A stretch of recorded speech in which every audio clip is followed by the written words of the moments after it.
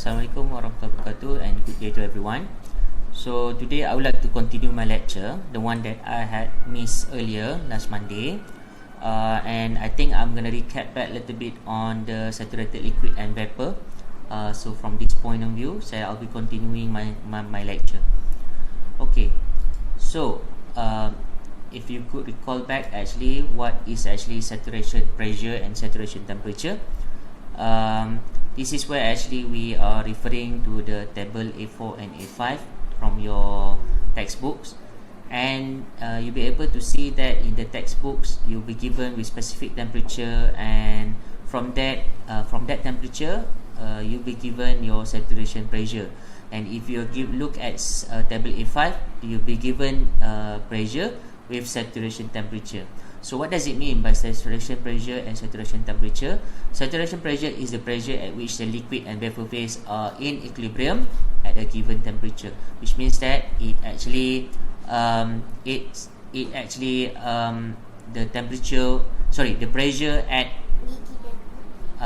pressure for which once you reach the saturation temperature, okay, when you reach a certain temperature, then you will have the liquid and vapor phase exist together and in equilibrium.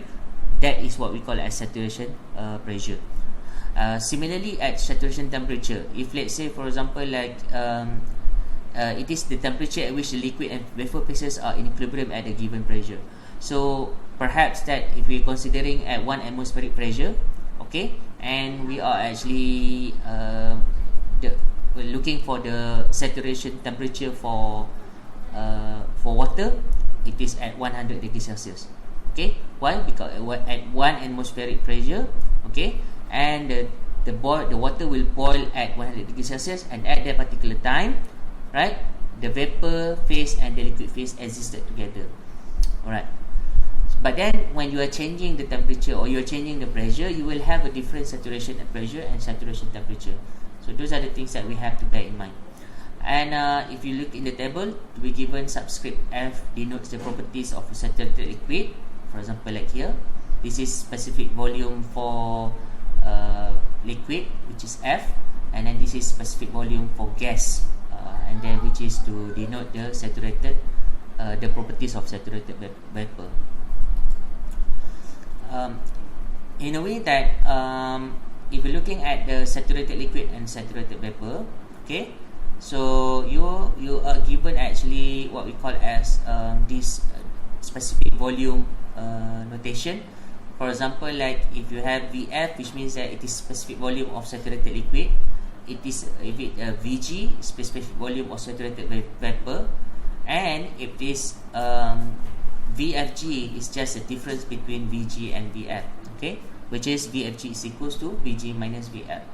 So also if you're looking at the tables, okay, you will also notice that you have some notation of U, H and S.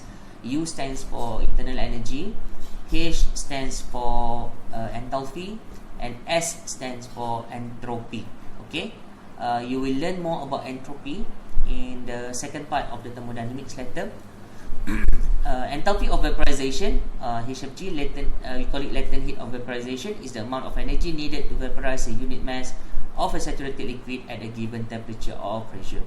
Okay, so for example, like say likewise that you are actually wanted to convert the compressed liquid, which is for example like the water, into vapor. Okay, so you will heat up the water at 20 degree until it reaches 100 degrees Celsius. And when it reaches 100 degrees Celsius, okay, you will need latent heat of vaporization, sufficient amount of energy equivalent to the latent heat of vaporization. Only then you'll be able to completely vaporize that water, that liquid water. So you need that particular amount of energy, right?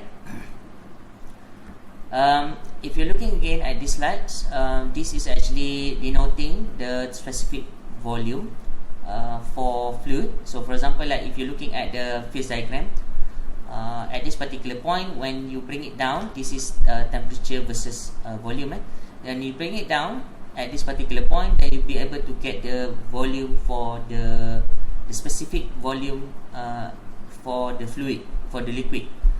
And if you go it further, on the straight line and you go to the next curve, so basically you'll be able to get specific volume of the saturated vapor phase.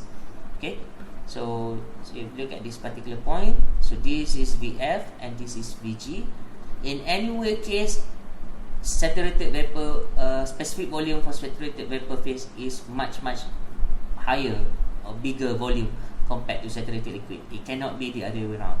Okay, so if you want to calculate the VFG, it's just it is the difference between VG and VF. So you know that, for example, like the change or the expansion, if let's say there is an expansion happen, for example like in this particular case, right, for example that liquid and suddenly it changed into vapor and then it becomes saturated vapor, definitely there will be an expansion happen. So when there is an expansion happening, okay, you wanted to know how much volume that is actually changing, for example like from this part to this part. So you know, in the first place, you know that definitely the volume of saturated liquid phase will be this amount, and after it is fully expanded at the same temperature, okay, you will get VG, which is it will be fully vaporized. But if let's say it is in between, okay, for example like now you are looking at the, if you're looking at the at this particular distance, right, okay, so this is already this is the distance for VF, and then this is distance when it has fully traveled. Okay, so this is a fully distance where the pistons completely travel. So when it completely traveled to that, and you wanted to know that, for example, how much is the difference, and if let's say in this particular piston, it is not completely saturated vapor, it's a mixture of it. Of course, you will imagine that the piston may be somewhere around here. Okay, it is not completely vaporized yet. Okay, so that is something we got to do about saturated liquid and saturated vapor. So let's move to the next slides. Right, so if you're looking at the example I think that I have covered earlier, you can look at the previous video which I have already uploaded in YouTube about the example. This example we have discussed about this. Okay, it's not that difficult. It is not that difficult. I hope that you can just go through, and then the most important part is you need to know how to use the table, the property table, and you need to know how to use the phase diagram. Right, what if there is a mixture of saturated vapor and liquid? Okay, this is where actually you started to have a mixture of it both. For example, if you go back to the previous slides, right? If let's say you only at this particular point, which means that you are 100% you have saturated liquid, and if you are at this particular point, you have 100% saturated vapor. But how about if let's say you are in the middle? So which means that you have a mixture of liquid and vapor at the same time. So this is where actually, in order for us to know what will be the fraction of vapor equivalent to the total, this is what we call as using the term quality. Quality, X is the ratio of the mass of vapor to the total mass of the mixture. So X is equals to M, mass of the vapor, divided by mass of the total. Okay, but can we distinguish that? I think that is also another challenge for us. Is, for example, like what will be the mass of the vapor and what will be the mass of the total? Because looking at our eyes, we cannot see clearly whether it is actually we cannot see clearly whether it is it vapor or is it liquid, right? So we cannot simply just determine the amount of mass for the vapor or for the liquid. So quality is between 0 to 1. 0 is saturated liquid, 1 is saturated vapor. So quality has significant for saturated mixtures only, no meaning in the compressed liquid or superheated vapor region. So if you imagine this curve again, okay, if let's say we have this curve, right, and then you have from that particular curve, and then you have this this line. So the most important part of using quality is between this period only. Okay, so for example, it's supposed to be X. So for example, at this particular point, X equals to 0, at this particular point x equals to 1. Alright. And another information that we should know here is the properties of the saturated liquid are the same whether it exists alone or in a mixture with saturated vapor. Because at this particular point, if you still remember, okay, this is, let's say, T versus V, and then you have this particular curve, right? And then you have a line here, okay?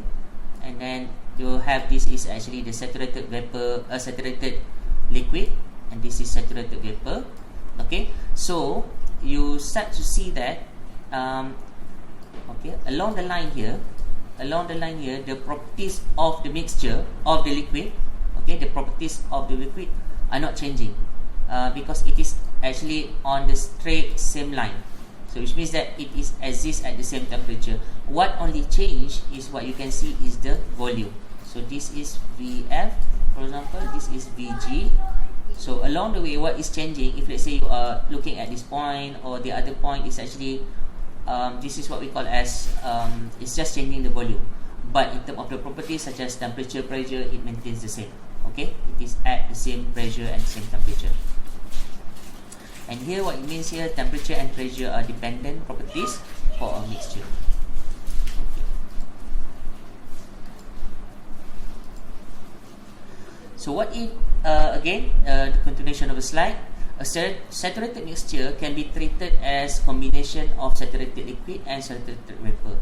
So if you can see from here, the combination of saturated vapor and liquid, it is actually the same amount as the what we call as V average saturated liquid vapor mixture. Since we do not know the mass, okay, as I said earlier, if you want to calculate quality, right, if you want to calculate quality, X is equals to mass of the vapor phase divided by M of the total, right? Which is total between mass of the vapor and mass of the fluid. But what is actually happening here is we cannot determine the amount of mass. For example, like what would be the specific mass amount of mass for vapor? We cannot determine that. So we assume that the two phases are mixed well, forming a homogeneous mixture. So considering a mixture of saturated liquid and saturated vapor, the liquid has a mass mf, occupies a volume of Vf. The vapor has a mass of mg, occupies a volume of Vg. So this is where actually we're going to use the phase diagram to help us to determine what will be the quality. Okay. So looking at the next slide, I think this is the slide where we stopped last time. So the V average, okay, the V average is actually equals to the volume, specific volume of liquid phase, specific saturation volume for liquid, plus with X Vg, VFG, which means that this is the quality multiplied with the difference between Vg and Vf. So if you trying to look back at the diagram here, okay, so Vf, where is Vf? Vf is here, right? And then we are looking at X, VFG. So what is VFG? VFG is actually the changing of volume from this point to this point. This is VFG, right? Okay. Right now, how about X? X is actually somewhere around here. As I said, this is where the point X is equals to 0. This is the point where X equals to 1. So for example, X is somewhere around here. Okay. So at this particular point, you know that the specific volume at this mixture is actually higher than the volume for fluid, but lower than for the gas. Okay. So such a way that in order for us to calculate what is X value, when you rearrange back this particular equation, you'll be able to see that V average minus Vf, okay, which is at this particular point, this is where actually we got V average. Okay, so V average minus Vf, okay, divided by the total of this length, Vfg. Okay, So this is where actually we'll be able to get to obtain X, right? So at the same time, if let's say we want to determine the internal energy or enthalpy, this is where actually you can just use similar formula. You just replace V with U and V with H.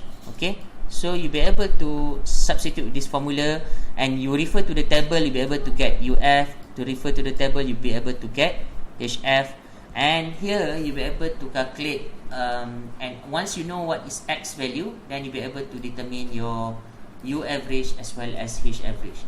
So a simple formula which you can refer to is Y average equals to YF plus XYFG, and Y it can be V, it can be U, it can be H, enthalpy, internal energy, or specific volume. And you have to know that the Y average here should be in between YF as well as YG. Alright.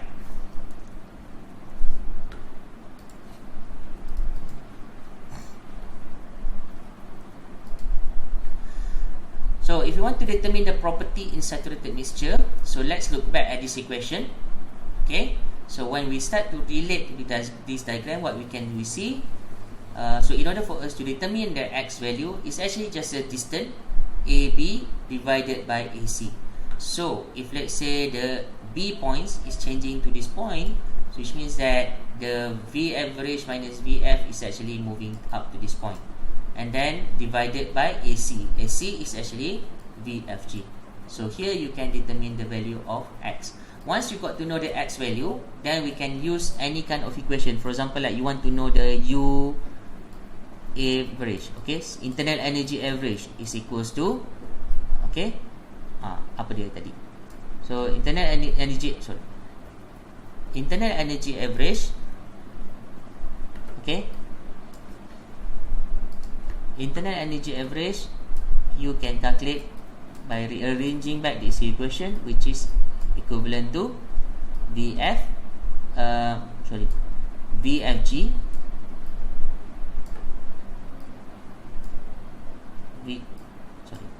it's supposed to be VF, okay, and then my plus with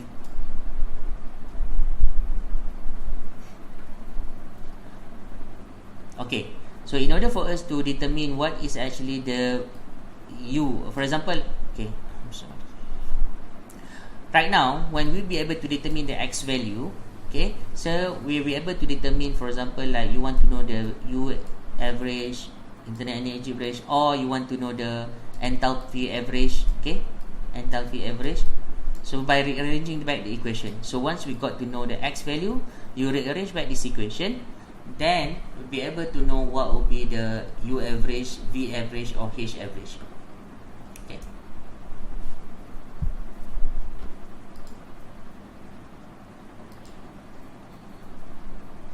So if you look back at this particular equation, X is equals to V average minus VF, which is the numerator. We call it as distance, and denominator is the length of the entire horizontal line, which is the length of this line. Okay, this is where we got VFG. Saturated liquid vapor mixture states on PV and PV diagram. So you'll be able to see that now, if let's say this is a vapor, this is for water. So if let's say you have mg as 2 kg and mf is 8 kg, so from here you'll be able to determine the X. Okay, so can you determine what is the X value? So X is equals to, okay, 2 divided by 2 plus 8, which is 10. So your quality X is equals to 0.2.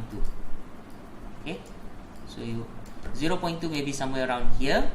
Okay, so in order for you to determine what will be the V average, for example, then we can just plug in the equation, okay, as I showed earlier, so that you'll be able to plug in the X value, you'll be able to know what is VF, and then you know what is VFG. VFG is actually the distance, the change VG minus VF, then you got your VFG. Okay, so from here we can determine your V average. Similarly, we can work out, for example, like to know what will be the enthalpy or the internal energy here. So for example, like if let's say you have the R134 refrigerant punya substance, pure substance, okay, and then you are at the pressure of 160 kilopascal. So from here, this is your point of okay, saturated liquid, and then this is your saturated vapor point, and you wanted to know, for example, like what would be the value for here. Okay, so again, this is where you can determine your X, and after that you substitute the amount, and then you'll be able to know what will be the HF as well as HG. Okay, sorry, even H average, you can determine all these H average, U average, and so on.